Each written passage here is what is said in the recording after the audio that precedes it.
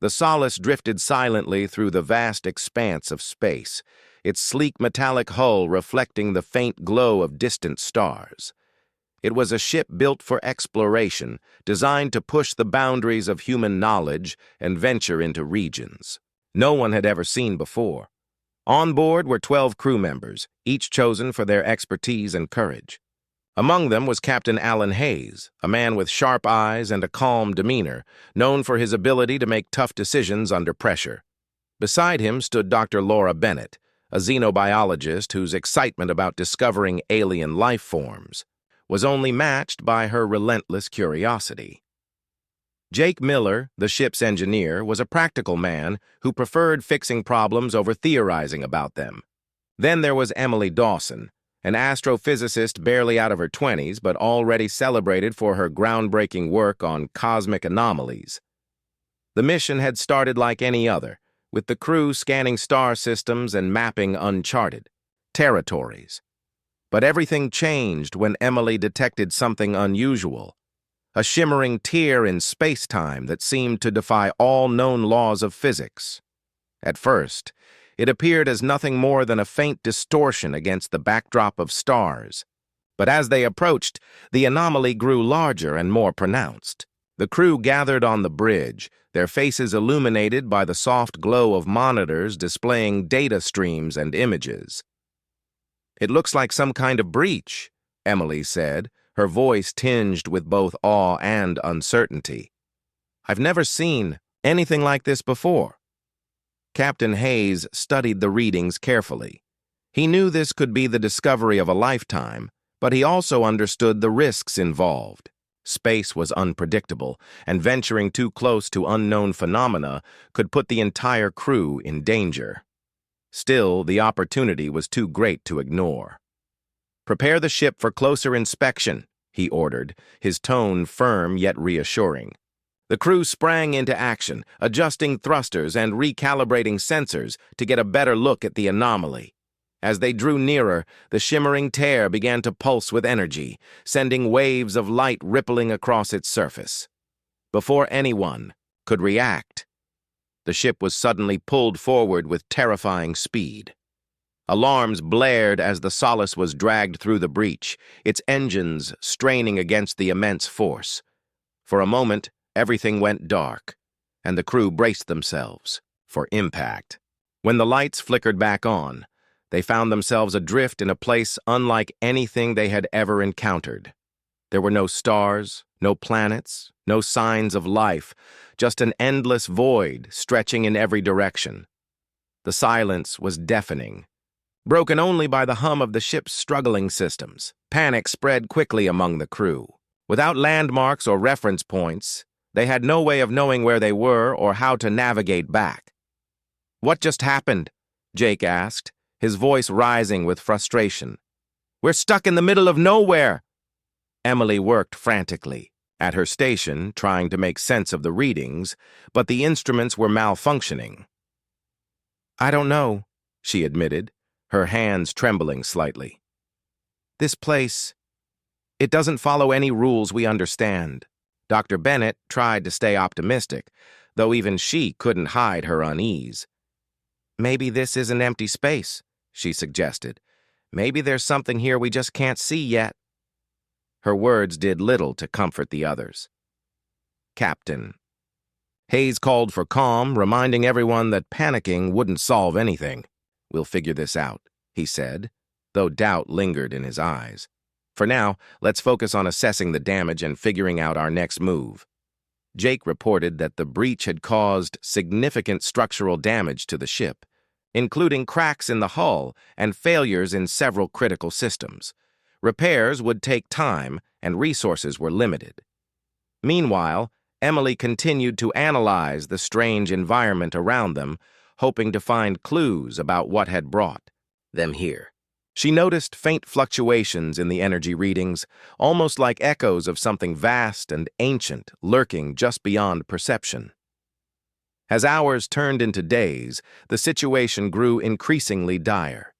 Food supplies dwindled, and tensions among the crew began to rise. Arguments broke out over minor issues, and trust started to erode. Some blamed Emily for leading them into danger, while others accused Jake of not doing enough to fix the ship. Captain Hayes did his best to mediate, but even he felt the weight of responsibility pressing down on him. He spent long nights pacing the corridors, wondering if he had made the right decision in coming so close to the anomaly. Then came the whispers. At first, they were faint and easy to dismiss as tricks of the mind, products of stress and exhaustion. But soon, the sounds became impossible to ignore. Crew members reported hearing voices calling their names, speaking in languages they didn't recognize. Lights flickered unpredictably, casting eerie shadows on the walls.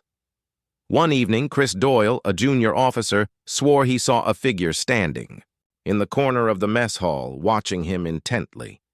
When he turned to confront it, the figure vanished without a trace.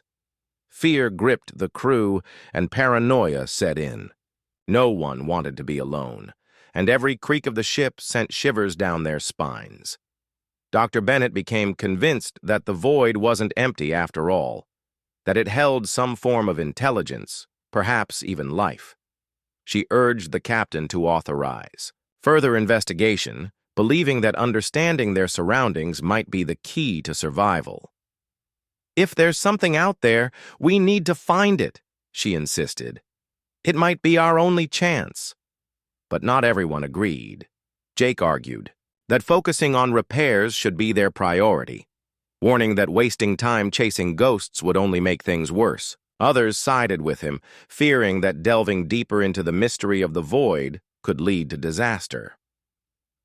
Captain Hayes listened to both sides, weighing the risks and rewards. In the end, he decided to proceed cautiously, allowing Dr. Bennett to conduct limited experiments while Jake worked on stabilizing the ship. Despite the mounting challenges, Emily refused to give up. She modified the sensors to detect subtle changes in the environment, piecing together fragments of data that hinted at patterns beneath the chaos. Late one night, as the rest of the crew slept fitfully, she discovered something extraordinary. Buried within the static of her readings were faint signals, not random noise, but deliberate pulses arranged in sequences that resembled language. Her heart raced as she realized what this meant. They weren't alone in the void. Something, or someone, was trying to communicate. With newfound determination, Emily rushed to share her findings with Captain Hayes. Though skeptical at first, he couldn't deny the implications of her discovery. If they could decipher the signals, they might uncover answers about where they were and how to escape. But as dawn broke over the ship, casting pale light through the windows, none of them could have guessed the enormity of Wash. The days dragged on, each one blending into the next as the crew of the Solace struggled to adapt to their new reality. The cosmic void weighed heavily on them, its endless emptiness pressing against their minds like a suffocating fog. Without stars to guide them or familiar landmarks to anchor their thoughts, time itself seemed to lose meaning. Meals were eaten in silence, conversations were rare, and even the simplest tasks felt exhausting. The ship's dimly lit corridors became oppressive, their metallic walls closing in with every step. Captain Alan Hayes watched his crew closely, seeing cracks forming in their resolve. He knew that if they didn't find a way out soon, despair would consume them all. Dr. Laura Bennett threw herself into her work, determined to uncover the truth about the void. She spent hours poring over data, running tests, and analyzing the strange signals Emily had detected. Her mind raced with possibilities, each more unsettling than the last.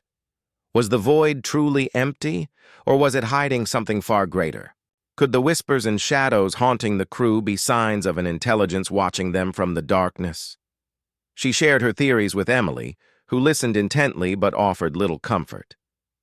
"If there's something out there, we need to understand it," Laura said, her voice steady despite the fear lurking beneath her words.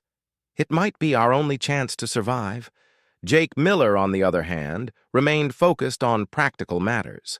He worked tirelessly in the engine room, patching leaks in the hull and trying to restore power to the damaged systems. His hands were calloused from hours of labor, and his face bore the lines of exhaustion, but he refused to give up. "We're not getting out of here by chasing ghosts," he muttered under his breath as he tightened a bolt. "If we want to live, we need this ship running at full capacity." Despite his gruff exterior, Jake couldn't ignore the growing unease among the crew. Every creak of the ship, every flicker of the lights, made him wonder if they were truly alone. Emily Dawson spent most of her time at her station, fine-tuning the sensors to pick up even the faintest traces of the mysterious signals. Her initial excitement had given way to a quiet determination, though doubt occasionally crept into her mind. What if she was wrong? What if the patterns she saw were nothing more than random noise? But then she would remind herself of the evidence, the deliberate pulses, the repeating sequences, and push forward. Late one night, as the rest of the crew slept, she noticed something new. The signals were growing stronger, almost as if whatever was sending them was drawing closer. The crew's fragile sense of stability began to unravel when Chris Doyle disappeared. One moment, he was performing routine maintenance in the lower decks. The next, he was gone without a trace. His absence sent shockwaves through the ship, leaving everyone on edge. Lieutenant Ryan Shaw led a search party, combing every corner of the Solace, but there was no sign of Chris. The only clue was a faint smear of frost on the wall near where he had last been seen, as though something cold and unnatural had passed through. "This place is cursed," Ryan muttered, shaking his head. "We should have turned back the moment we got here." Captain Hayes called an emergency meeting to address the situation. The crew gathered in the mess hall, their faces pale and drawn. "We can't let fear divide us," he said, his voice firm but compassionate. "Chris's disappearance is tragic, but panicking won't bring him back. We need to stay focused and work together if we want to survive." His words did little to ease the tension. Some crew members nodded in agreement while others glared at him with suspicion. Whispers of mutiny began to circulate, fueled by frustration and desperation. As the days passed, the strange occurrences grew more frequent and intense. The whispers that had once been faint now echoed loudly through the corridors, sometimes overlapping in multiple voices. Lights flickered unpredictably, plunging sections of the ship into darkness. Shadows moved just beyond the edges of vision, vanishing when anyone turned to look. One evening, Dr. Bennett swore she saw a figure standing outside the observation window, its form indistinct but undeniably humanoid. When she pointed it out to Captain Hayes, he dismissed it as a trick of the light. Though his expression betrayed his own doubts, Laura decided to take matters into her own hands. She set up a makeshift lab in one of the unused compartments, filling it with equipment scavenged from storage. Using modified scanners and recording devices, she hoped to capture definitive proof of the phenomena plaguing the crew. Her efforts paid off one night when she managed to record a series of high-pitched tones, followed by what sounded like distorted speech. Playing the audio back, she realized the voices were layered, as if multiple entities were speaking at once. The message was fragmented and incomprehensible, but one word stood out clearly: leave. Convinced she was onto something, Laura shared her findings with Captain Hayes and Emily. "This isn't just random interference," she explained, her eyes alight with urgency. "Whatever's out there is trying to tell us something. Maybe it doesn't want us here." Emily nodded slowly, piecing together the implications. "If these signals are intentional, then there's a chance we can communicate back," she suggested. "We just need to figure out how." Captain Hayes hesitated, torn between hope and caution. "We'll proceed carefully," he finally said, "but we can't afford to ignore this." Jake, however, was less enthusiastic. He argued that focusing on the signals was a distraction from the real problem, the ship's deteriorating condition. "We're wasting time chasing shadows while the hull is falling apart," he snapped during a heated discussion. "If we Don't fix the damage soon. None of this will matter because we'll be dead anyway. His words struck a nerve, sparking arguments among the crew. Some sided with him, believing survival depended on practical solutions, while others supported Laura and Emily's pursuit of answers. The debate raged for hours, leaving tempers frayed and trust further eroded. Amid the chaos, Emily made another breakthrough. By cross-referencing the signal patterns with ancient Earth languages stored in the ship's database, she identified similarities to symbols used by long-extinct civilizations. It was as if the messages were written in a universal code designed to transcend barriers of time and culture. "This isn't just some random entity," she told Laura excitedly. "It's intelligent, maybe even ancient. And it's been communicating with species across the galaxy for millions of years." Laura's eyes widened with realization. If that's true, then the void might not be empty after all. It could be home to something far older and more powerful than we ever imagined. The revelation filled them with both hope and dread. If the void contained an advanced intelligence, it might hold the key to their escape.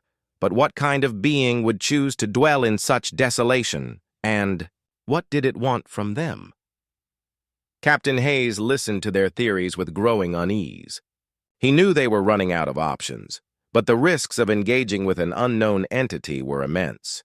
Still, he couldn't deny the potential rewards. "We'll prepare a response," he decided. "But we move cautiously. If this thing wanted to harm us, it could have done so already. For now, let's assume it's curious, not hostile." As they worked on crafting a message, the atmosphere aboard the Solace shifted subtly. Fear gave way to cautious optimism. And for the first time, in days, the crew found a renewed sense of purpose. Even Jake softened slightly, admitting that the signals might offer a lifeline they couldn't afford to ignore.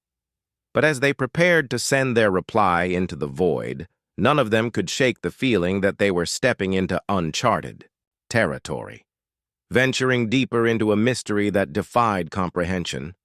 And somewhere in the darkness, unseen and unknowable, something stirred.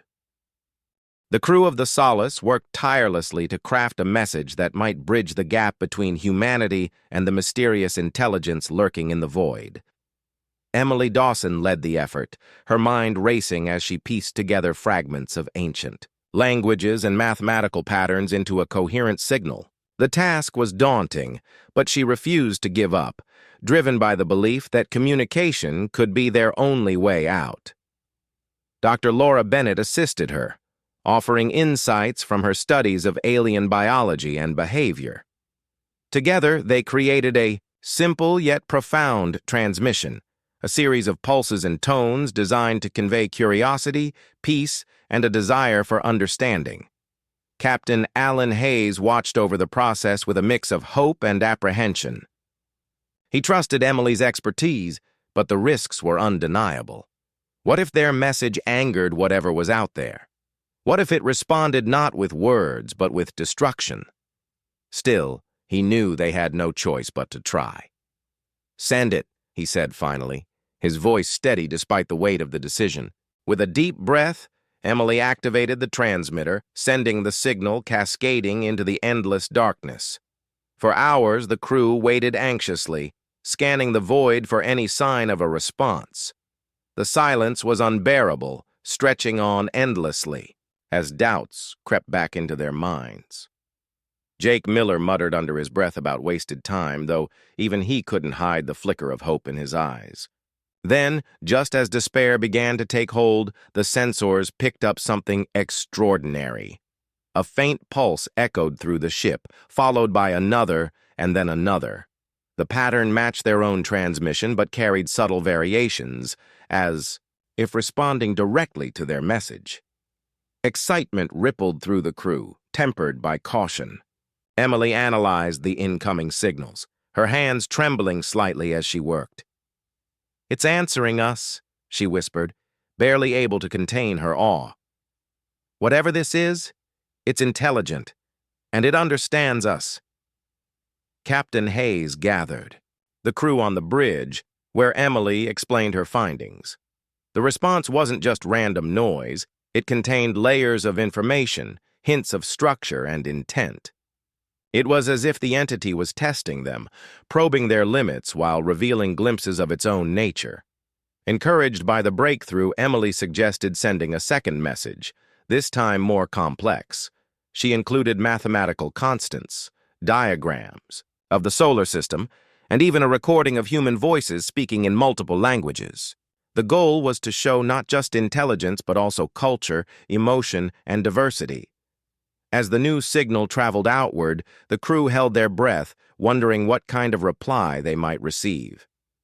Hours later, the answer came, not as a single pulse, but as a flood of data overwhelming the ship's systems. Lights flickered wildly, and monitors displayed chaotic streams of symbols and images. Some of the visuals were abstract, geometric patterns shifting and morphing in ways that defied logic. Others showed fleeting glimpses of alien landscapes, towering structures, and beings whose forms seemed to blur between solid and ethereal. The sheer volume of information was staggering, too much for the crew to process all at once. Dr. Bennett studied the images closely, her scientific curiosity overriding her fear. "These aren't just random pictures," she said, pointing to one particularly striking image of a star collapsing into a black hole. "They're showing us events, moments in cosmic history." Emily nodded, adding, "And they're guiding us somewhere." Hidden within the data was a set of coordinates, pointing to a location deep within the void. It was far beyond anything they could reach with their current resources, but the implication was clear.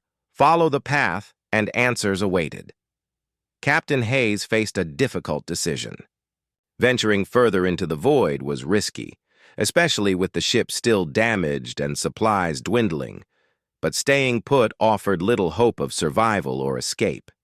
After consulting with the crew, he made the call to proceed. "We'll follow the coordinates," he announced, his tone resolute. "If this thing wanted to harm us, it could have done so already. For now, we move forward." As the Solace adjusted course, the strange phenomena intensified. The whispers grew louder, overlapping in a cacophony of voices that seemed to echo inside the crew's minds.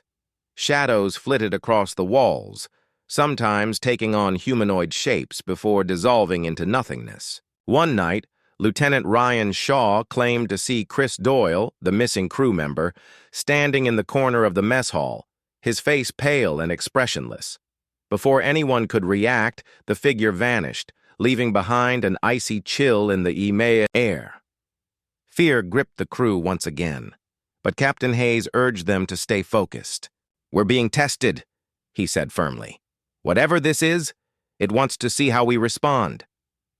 Days passed as the ship journeyed deeper into the void, guided by the pulsating signals.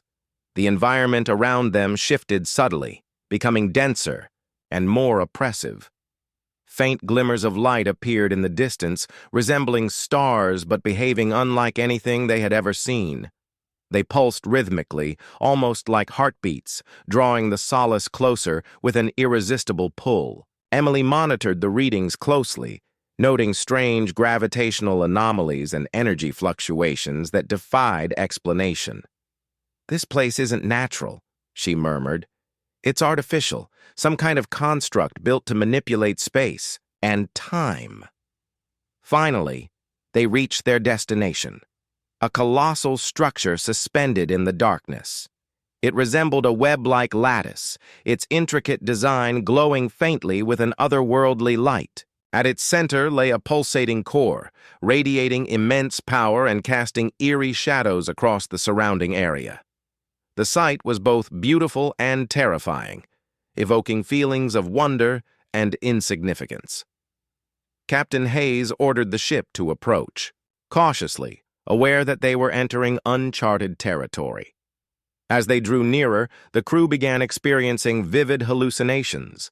Memories long buried resurfaced, playing out in excruciating detail. Laura saw herself as a child, standing alone in a field of flowers, while Jake relived the moment he failed to save a friend during a mining accident. Emily found herself back in her university lab, surrounded by colleagues who had doubted her theories. Each vision was deeply personal, forcing them to confront their fears, regrets, and doubts. Some crew members broke down under the strain, sobbing uncontrollably or retreating into silence. Captain Hayes struggled to maintain order, reminding everyone that the visions weren't real. They were part of whatever test the entity was conducting. Despite the mental toll, Emily managed to focus on analyzing the structure. She theorized that the lattice acted as a kind of neural network, connecting vast regions of space and serving as a repository for knowledge accumulated over eons. The pulsating core at its center likely housed the entity itself, an ancient intelligence capable of shaping reality on a cosmic scale. Her findings sparked heated debates among the crew. Some believed the entity was benevolent, offering them a chance to learn and grow. Others saw it as a predator, luring them deeper into its trap. Captain Hayes called for calm, urging the crew to consider their options carefully. "We've come this far," he said. "We owe it to ourselves and to humanity to find out what this thing wants." With that, he authorized a risky plan, interfacing the ship's computer directly with the core in an attempt to establish communication.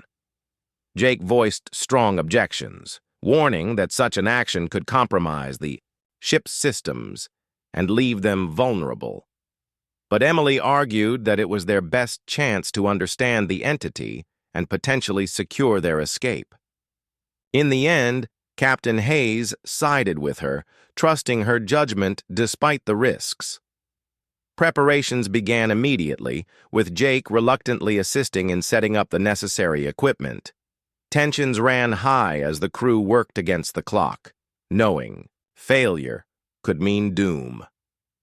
As the interface initiated, the ship shuddered violently, and the crew braced themselves for the unknown.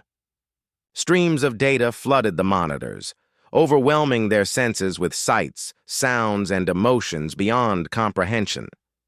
For a brief moment, it felt as though the entire universe opened up before them, revealing truths too vast for mortal minds to grasp. Then, just as suddenly as it began, the connection stabilized. On the main screen appeared a single glowing symbol, a representation of the entity itself. It pulsed gently, radiating warmth and curiosity rather than hostility. Through the interface, the crew received a message, fragmented but clear enough to understand. The entity identified itself as a guardian of sorts, tasked with maintaining balance across the cosmos. It explained that the void existed to prevent civilizations from expanding recklessly, consuming resources until nothing remained. Humanity, however, had caught its attention due to its rapid technological advancement and potential for either greatness or destruction. The revelation left the crew stunned. They had ventured into the unknown seeking answers, and now they faced a moral dilemma. The entity offered them a choice: return home with no memory of the encounter, allowing humanity to continue unchecked, or carry the knowledge back as a warning. Captain Hayes listened intently, weighing the implications. He knew the decision would shape not just their fate, but the future of humanity itself. As the ship hovered near the pulsating core, the crew sat in silence, each lost in thought. The weight of responsibility pressed down on them, forcing them to confront uncomfortable truths about their species and its place in the universe. Whatever choice they made, one thing. The crew of the Solace sat in stunned silence as the entity's message sank in. The choice it offered was both a gift and a burden, forcing them to grapple with questions far beyond their experience. Captain Alan Hayes leaned forward in his chair, his face lined with tension as he considered the implications. Returning home with no memory of the void meant sparing humanity from immediate fear or panic, but it also meant ignoring the warning the entity had given. Carrying the knowledge back, on the other hand, could prepare humanity for the consequences of its actions, but at what cost? The weight of the decision rested heavily on his shoulders. Dr. Laura Bennett broke the silence first, her voice trembling with emotion. "If we go back without remembering, we're just delaying the inevitable," she said. "Humanity needs to know what's out there and what we're capable of." Her words echoed the thoughts of many aboard the ship, though not everyone agreed. Jake Miller shook his head, his practical nature overriding any sense of moral obligation. "We're talking about exposing billions of people to something they can't even comprehend," he argued. "Do you really think they'll listen? Or will they just panic and make things worse?" Emily Dawson listened to the debate with a mix of awe and dread. She understood both sides of the argument, but couldn't shake the feeling that the entity's message was too important to ignore. "This isn't just about us," she said softly. "It's about every living thing in the universe. If we don't warn humanity, we're risking everything. The planet, the stars, everything." Her voice carried a quiet conviction that silenced the room. For a moment, all eyes turned to Captain Hayes, waiting for him to speak. Hayes took a deep breath, his mind racing through the possibilities. He knew the decision would define not only their mission, but also the legacy they left behind. Finally, he spoke, his tone steady and resolute. "We'll take the knowledge back," he said. "Humanity deserves to know the truth, even if it's painful. It's our responsibility to share this." His words settled over the crew like a heavy blanket, bringing both relief and apprehension. They had chosen a path fraught with challenges, but it was one they believed in. With the decision made, the entity responded almost immediately. The glowing symbol on the screen pulsed brighter, radiating a warmth that seemed to calm the crew's frayed nerves. Through the interface, it conveyed its approval, though the message was tinged with caution. Humanity's survival depended not just on awareness, but on action. The entity emphasized the importance of balance, urging the crew to guide their species toward sustainable growth rather than unchecked expansion. It also warned them that the void would continue to watch, ready to intervene if humanity failed to learn its lesson. As the connection began to weaken, Emily worked quickly to download as much data as possible from the core. She knew the information would be invaluable once they returned home, offering insights into the entity's nature and the workings of the void itself. Laura assisted her, carefully cataloging the fragments of knowledge while Jake monitored the ship's systems, ensuring the interface didn't overload. The process was delicate, requiring precision and patience, but the crew worked together with a newfound sense of purpose. When the transfer was complete, the entity severed the connection, leaving the Solace adrift near the lattice structure. The sudden silence was jarring, a stark contrast to the overwhelming presence they had felt moments before.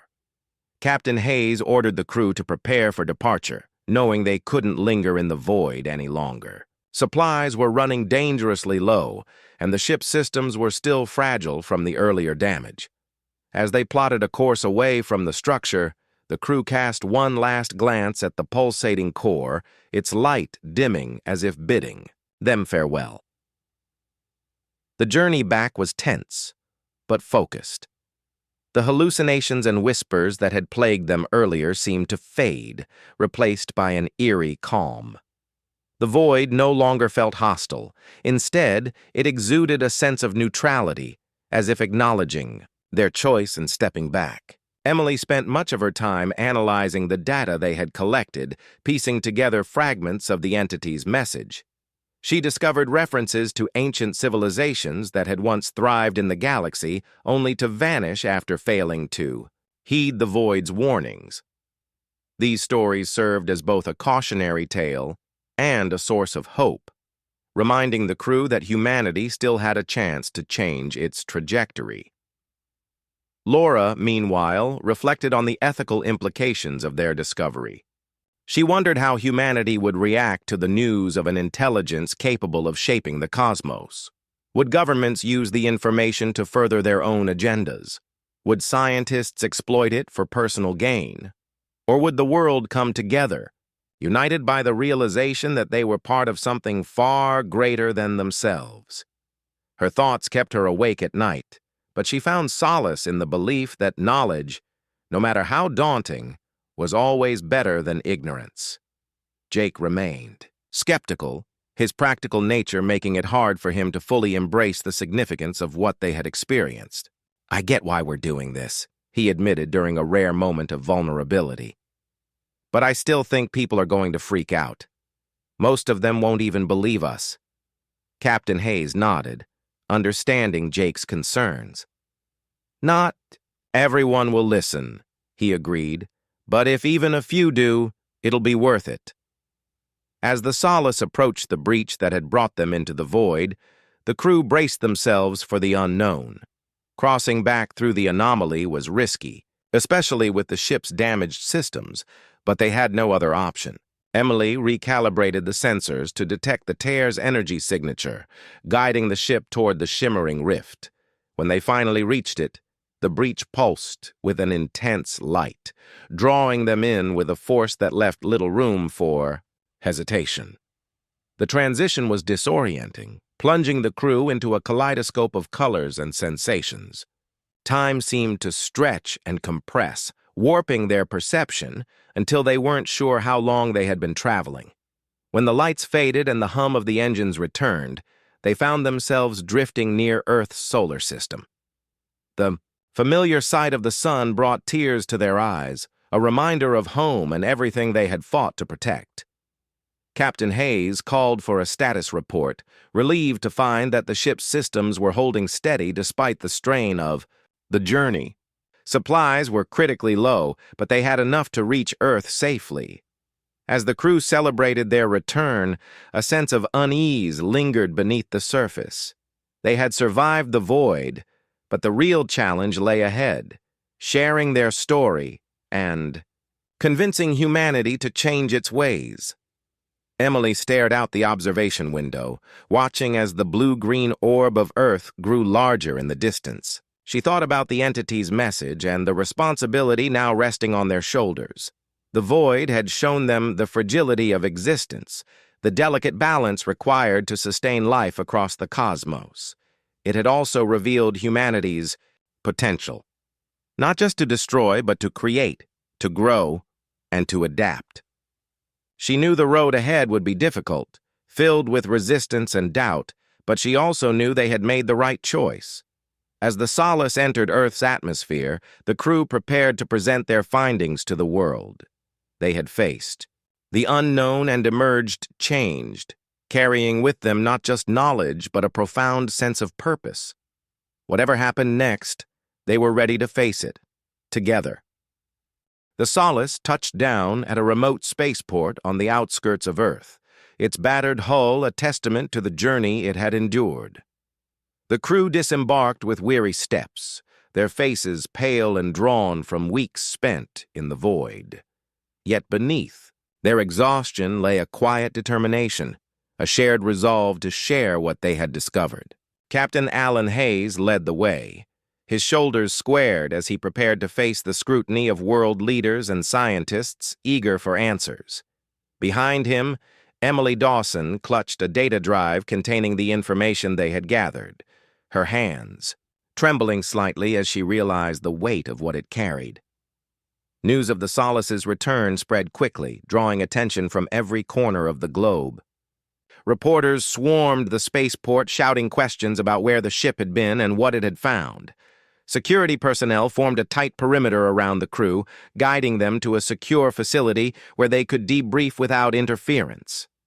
Inside, representatives from governments, research institutions, and global organizations awaited them, their expressions a mix of curiosity and skepticism. Captain Hayes took a deep breath before stepping into the room, knowing the words he spoke next would shape humanity's future. Emily presented the data first, projecting images and recordings onto a large screen for everyone to see. She explained the breach that had pulled them into the void, the strange phenomena they had encountered, and the ancient intelligence they had communicated with. Her voice wavered at times, but remained steady enough to convey the gravity of their discovery. When she reached the part about the entity's warning, that humanity's unchecked expansion posed a threat to the balance of the cosmos, the room fell silent. Some attendees exchanged uneasy glances, while others scribbled notes furiously, trying to process the implications. Dr. Laura Bennett followed Emily's presentation with a plea for action. "This isn't just about us," she said, her tone urgent, yet compassionate. "It's about every living thing in the universe. If we don't change our ways, we risk destroying not only ourselves but countless other species as well." She emphasized the importance of sustainable practices, urging nations to prioritize conservation over consumption. Her words resonated with some members of the audience, particularly those who had long advocated for environmental reform, but others remained unconvinced. A representative from a major industrial power raised his hand, his expression skeptical. "How do we know this is real?" he asked. "For all we know, this could be some elaborate hoax." Jake Miller stepped forward to address the question, his practical nature lending credibility to their story. He described the damage the breach had caused to the ship, showing detailed reports of structural failures and system malfunctions. "If this was fake, why would we go through all this trouble?" he asked bluntly. "We nearly died out there. None of us would make something like this up." His straightforward explanation seemed to sway some doubters, though others continued to voice concerns. The debate stretched on for hours, with opinions divided between those who believed the crew and those who dismissed their claims as unfounded. Captain Hayes listened patiently, letting the discussion unfold before offering his perspective. "I can't force any of you to believe us," he said, his voice calm but firm. "But I can tell you this. We looked into the void, and it showed us who we are. It showed us our potential, for good or for harm. The choice is ours now." His words struck a chord with many in the room, reminding them of the responsibility they bore as stewards of the planet. Slowly, the tide began to shift, with more voices joining the call for action. In the days that followed, the crew became public figures, appearing on news programs and speaking at conferences to spread their message. Emily worked tirelessly to analyze the data further, uncovering new insights about the entity and its role in maintaining cosmic balance. She collaborated with scientists around the world, sharing her findings in the hope of fostering understanding and cooperation. Laura focused on education, traveling to schools and universities to teach students about sustainability and the interconnectedness of life. Even Jake, who had initially been reluctant to embrace the mission, found himself inspired by the impact their story was having. He began working with engineers to develop technologies that could reduce humanity's environmental footprint, channeling his skills toward creating a better future.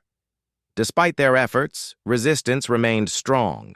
Powerful corporations and political factions pushed back against calls for change, arguing that limiting growth would harm economies and lead to widespread unrest. Protests erupted in cities across the globe, with people divided over whether to heed the warning or dismiss it as fear-mongering. The crew of the Solace watched these developments with mixed emotions, knowing they had done all they could to sound the alarm. Captain Hayes often reminded them that progress was rarely easy, especially when it required challenging, deeply ingrained habits and beliefs. Amid the chaos, Emily found solace in moments of quiet reflection. She spent hours gazing at the stars, thinking about the void and the intelligence that dwelled within it. Though they had left the anomaly behind, she couldn't shake the feeling that it still watched, waiting to see if humanity would rise to meet its responsibilities. Sometimes late at night, she thought she heard faint whispers echoing in the wind, a reminder of the bond she had briefly shared with something far greater than herself. One evening, as she stood on a hill overlooking the city lights below, Laura joined her. The two women stood side by side in silence, their thoughts aligned despite the noise of the world around them. "Do you think we made a difference?" Laura asked finally, breaking the stillness. Emily hesitated before answering, her eyes fixed on the horizon. "I don't know," she admitted. "But I do know we gave people a chance to choose a better path. That has to count for something." As weeks turned into months, signs of progress began to emerge. Nations signed agreements to reduce emissions and protect endangered ecosystems. Innovators developed cleaner energy sources, while activists rallied communities to adopt sustainable practices. Though challenges remained, the momentum sparked. The crew's story continued to grow, fueled by a shared vision of hope and resilience. Captain Hayes watched these changes with pride, knowing the journey had been worth it, even if the outcome was uncertain. On a clear night, Emily returned to the hill where she had stood with Laura, her mind filled with memories of the void and the lessons it had taught her. She looked up at the stars, their light twinkling softly against the dark sky.